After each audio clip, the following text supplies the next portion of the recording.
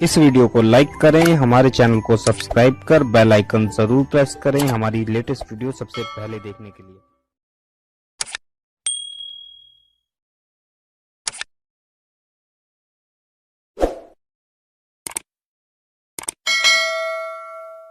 और नमाज तर्क करने वालों का हाल क्या है। आइए, एक हदीस मुबारक बड़ी तवील है, गुंजाइश रही तो मैं उसके मफहूम को मुकम्मल तौर पर आपकी खिदमत में पेश करने की कोशिश करूंगा। अल्लाह के हबीब गैब दा नबी सल्लल्लाहु अलैहि वसल्लम फरमाते हैं, जो नमाज तर्क कर दे अल्लाह उसकी उम्र से बरकत को उठा लेता है।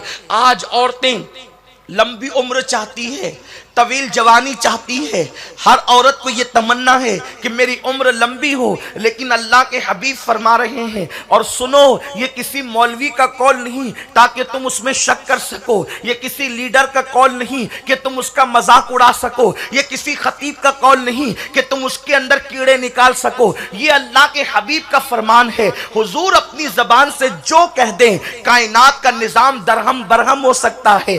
आने वाली क़यामत टल सकती है, लेकिन हुजूर का फरमान नहीं टल सकता। मेरे आका सल्लल्लाहु अलैहि वसल्लम के प्यारे दीवानों, अंदाजा फरमाए, लोग क़यामत की पेशिन गोइयां करते हैं, लेकिन लोगों की पेशिन गोइयों की हकीकत क्या है।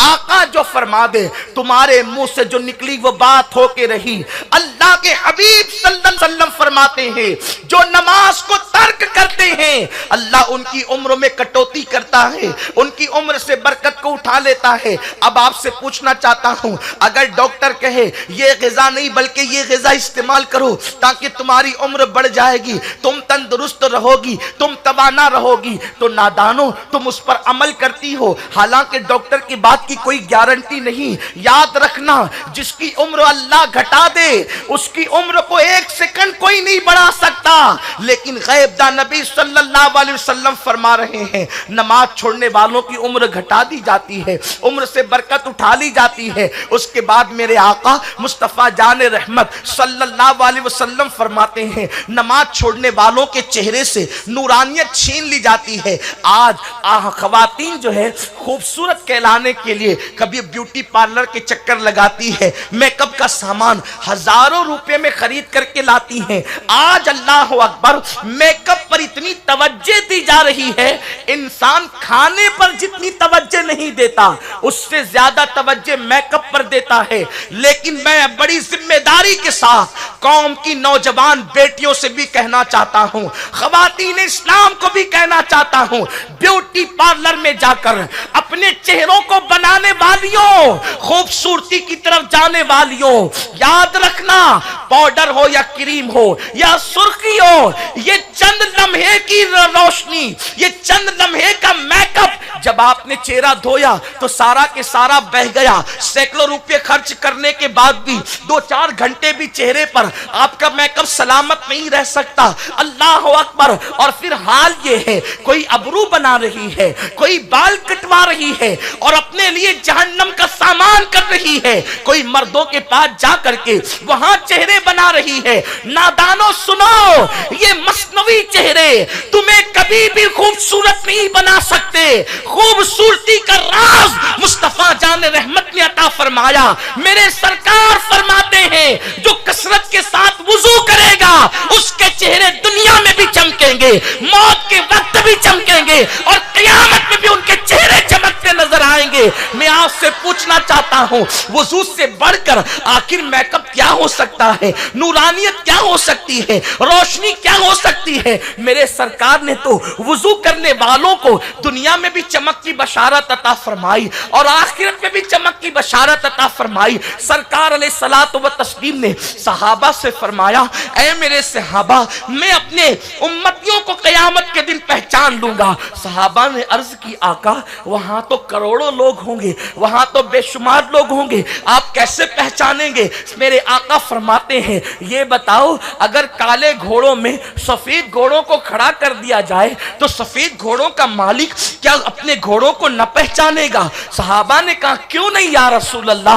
आका आका फरमाते हैं क़यामत के दिन नमाज पढ़ने वाले जो वुजू करते होंगे उनकी आज़ाए वुजू 14वीं रात के चांद के मानिंद चमकते होंगे। मैं उनकी चमक को देख करके पहचान लूंगा। ऐ खातूने जन्नत की कनीजों, कितना बड़ा अलमिया है। हमने पैसे खर्च करके अपने चेहरे बनाए, लेकिन आपको बताऊं ये मसनवी चेहरे और मसनवी मेकअप वक्त से पहले औरतों को बूढ़ा कर देता है, इसलिए कि इसमें ऐसी दवाइयां, ऐसे केमिकल और ऐसी चीजें होती हैं वक्त से पहले चेहरे पे झुर्रियां पड़ने लगती है। जवानी में ही चेहरा बूढ़ा नजर आने लगता है। ये 4 दिन की चांदनी और फिर हमेशा की तारीकी मोल मत लो। ये 4 दिन की चांदनी फिर हमेशा का अंधेरा मोल मत लो। अगर चेहरे को चमकाना है नमाज की पाबंदी करो। हुजूर तो फरमाते हैं, कुरान कहता है तराहुम रुक्अन सुज्जदा यबतगूना फदलन मिनल्लाहि व रिदवाना सीमाहुम फी वजूहिम मिन असरी सुजूद। अल्लाह का कुरान कह रहा है जो अल्लाह के लिए रुकू और सुजूद करते हैं, अल्लाह सजदों की बरकत से उनके चेहरों को चमका देता है, उनके चेहरों को रानाइयां अता करता है। साबुन का इजाद तो अभी हुआ है, हुजूर के पर्दा फरमाने के बाद हुआ है। सहाबा के दौर में तो साबुन भी नहीं था, सैयदा फातिमा के दौर में तो साबुन भी नहीं था। लोग अगर चर्बी वाला खाना खा लेते तो लोग अपने तलवों से उस चर्बी को साफ करते, अपने सर और अपने दाढ़ी पर उसको साफ करते, मिट्टी से हाथ धुलते। लोग मिट्टी, अल्लाह अकबर, चर्बी दूर करने के लिए यूं मिट्टी का सहारा लेते। हजरत सैयदा उम्मे सलमा खुद कहती है हुजूर अलैहिस्सलातु व तस्लीम जब कभी जो है वो हाजत से बाहर तशरीफ लाते और मेरे आका अलैहिस्सलातु व तस्लीम क़ज़ाए हाजत से जब बाहर आते तो सरकार दीवार पे हाथ मलते। फरमाती मैं अभी भी तसव्वुर में हुजूर को देख रही हूँ कि हुजूर बाहर तशरीफ लाकर दीवार से हाथ मल रहे हैं। पता चला साबुन का तसव्वुर उस वक्त नहीं था, लेकिन वो क्या चीज़ थी कि सहाबा के बारे में कुरान कहता है सीमाहुम फी वजूहिम मिन असरी सुजूद। आप मुझे बताएं, अगर साबुन चेहरे चमकाता तो ये चेहरे सूने सूने क्यों नजर आते हैं? ये चेहरे बेरौनक क्यों नजर आते हैं? ये चेहरे बेनूर क्यों नजर आते हैं? सफेद चमड़ी का नाम नूरानियत नहीं है, सफेद चमड़ी का नाम हुस्न नहीं है, इसलिए कि अंग्रेजों की चमड़ियां तो सफेद होती है लेकिन चेहरे देख करके घिन आती है। अल्लाह अल्लाह, बिलाल के चेहरे पर वो क्या रानाई थी कि जन्नत की हूरें तमन्ना करती थी कि बिलाल के हुस्न की खैरात हमें मिल जाए। वो रानाई किस चीज का नाम थी? तो पता चला साबुन और मेकअप इंसान के चेहरे को वो रानाई नहीं दे सकते जो अल्लाह की इबादत अता करती है, जो सुजूद अता करते हैं। आज बच्चियां खूबसूरत बनने की दौड़ के अंदर लगी हुई है। अगर टीवी पर इश्तिहार आ जाए कि फला क्रीम नया निकला है, इसको 8 दिन इस्तेमाल करो तो चेहरा सफेद हो जाएगा, चेहरा खूबसूरत हो जाएगा, ये लगाओ तो चेहरा खूबसूरत हो जाएगा, तो लोग उसके लिए हजारों रुपए खर्च करते हैं। लेकिन अल्लाह अकबर, अल्लाह के कुरान ने कहा सीमाहुम फी वजूहिम मिन असरी सुजूद, सुजूद की बरकत से चेहरे चमकते हैं। ऐ खातूने जन्नत की कनीजों, अपनी फिक्र को बदलना होगा। मजहब इस्लाम ने तुम्हें कहीं भी यतीम नहीं छोड़ा, मजहब इस्लाम ने कहीं भी तुम्हें बेसहारा नहीं छोड़ा। तुम मजहब से दूर होते जा रहे हो, मजहब से दूर मत जाओ। जो मजहब से दूर जाते हैं वो हलाक कर दिए जाते हैं, वो तबाह बर्बाद कर दिए जाते हैं। ऐ खातूने जन्नत की कनीजों, आओ अपने मजहब की तरफ, आओ अपने दीन की तरफ। नमाजों में कोताही करने वाली खवातीन सुन ले, अल्लाह के हबीब फरमाते हैं उनके चेहरे से नूर छीन लिया जाता है।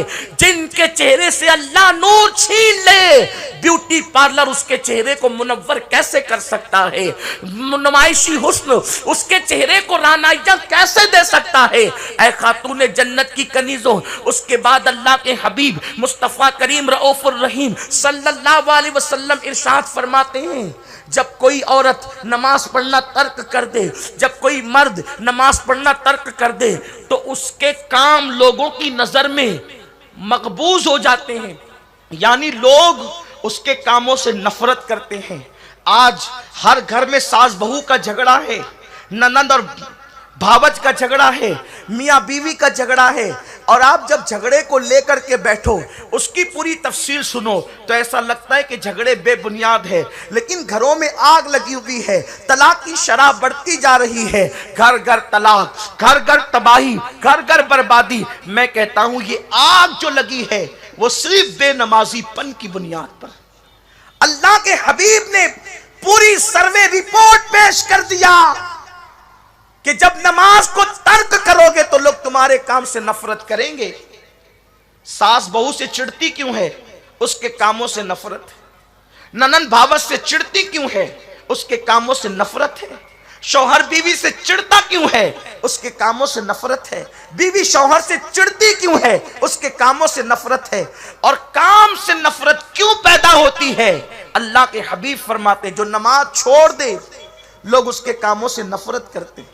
हालांकि बेचारी लड़की सोचती है कि मैं शौहर को राजी कर लूं, सास को राजी कर लूं, नंदों को राजी कर लूं, देवरों को राजी कर लूं, जिठानियों को राजी कर लूं। कैसे राजी करोगे? नमाज छोड़ दी, हुजूर फरमाते लोग तेरे काम से नफरत करेंगे। और अगर नमाज पढ़ेगी तो तुझसे गलती भी हो जाए तो तेरी गलतियां भी लोगों को प्यारी लगेगी, खताएं भी लोगों को कभी कभी अच्छी लगने लगती है, इसलिए कि कुर्बान जाए मेरे आका फरमाते हैं लोगों के दिल अल्लाह के दस्ते कुदरत में, बल्कि यहां तक फरमाया अल्लाह की दो उंगलियों के दरमियान है। अल्लाह की उंगलियां हमारी तरह नहीं है, वो उंगलियों से पाक है, जिस्म जिस्मानियात से पाक है, लेकिन समझाने के लिए कि लोगों के दिल अल्लाह के इख्तियार में, उसके दस्ते कुदरत में, उसकी उंगलियों के दरमियान है। वो जिसके लिए चाहे मोहब्बत पैदा कर दे, जिसके लिए चाहे नफरत पैदा कर दे। अब आप मुझे बताएं, अल्लाह की इबादत छोड़ोगी तो तुम्हारे लिए नफरतों के बीज बोए जाएंगे, तुम्हारे लिए नफरतें पैदा होगी। घर घर नफरत कदा बना हुआ है। खाना अच्छा बना रही है फिर भी घर वालों को अच्छा नहीं लगता, कपड़े धुल रही है फिर भी घर वालों को अच्छे नहीं लगते। ये आग क्यों लगी है? अब मैं आपसे कहना चाहता हूँ, ऐ मेरी कौम की बेटी, तू कपड़े धुलने में 2 घंटे लगाती है, खाना पकाने में 2-3 घंटे लगाती है। काश कि मेरी कौम की बेटी तू नमाज पढ़ने के लिए 20 मिनट का वक्त निकाल लेती, नमाज पढ़ने के लिए 10 मिनट का वक्त निकाल लेती। नमाज की बरकत क्या है? तू नमाज पढ़े तो चेहरा मुनव्वर हो, नमाज पढ़े तो उम्र में बरकत हो, तेरे काम लोगों को अच्छे लगने लगे। और सुनो, काम के अंदर अच्छाई बुराई नहीं होती, बल्कि जो काम खुदा पसंद कर ले वो अच्छे लगते हैं, और जो काम खुदा पसंद न करे वो बुरे लगते हैं। डॉक्टर इकबाल से किसी ने कहा, इकबाल तुम्हारे शेर बड़े अच्छे हैं, तो डॉक्टर कहते हैं मेरा कोई कमाल नहीं है, यार को पसंद आ गए, लोगों को पसंद आ गए, जहां को भाने लगी है कलंदरी मेरी, वगरना शेर मेरा क्या है, शायरी क्या है। बात यह है जब वो पसंद कर लेता है तो टाट का पेवन भी हसीन लगता है, और जब वो नापसंद करता है तो मखमल को भी उतार के फेंक दिया जाता है। बात उसकी पसंद नापसंद की है, और उसको पसंद कब आती है? जब बंदा आजिज़ी करके अपनी सर सजदे में रख देता है, इसलिए कि उसको आजिज़ी बड़ी पसंद है।